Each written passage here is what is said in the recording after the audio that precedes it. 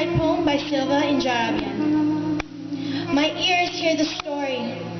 My eyes see amounts of tears shed. How can people deny a proven fact? How my eyes seeing broken bones stacked. They made us walk around the desert until we died. It's hard for me to picture how many children have cried. They threw us in our churches and burned us into ashes. God bless the innocent souls. I'm lucky to be standing here. It's enough to just have an image of people crying in fear. I pray that one day this fact will not get turned away. It's been almost 100 years, and still we wait for a better day. Waiting for the Turks to admit their crime.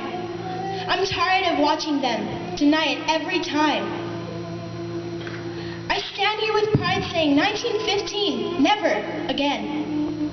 Only hidden bones, memories, and survivors remain. They stepped all over us and kicked us aside to keep a proven fact denied. But I will forever remember the Turks created the Armenian Genocide.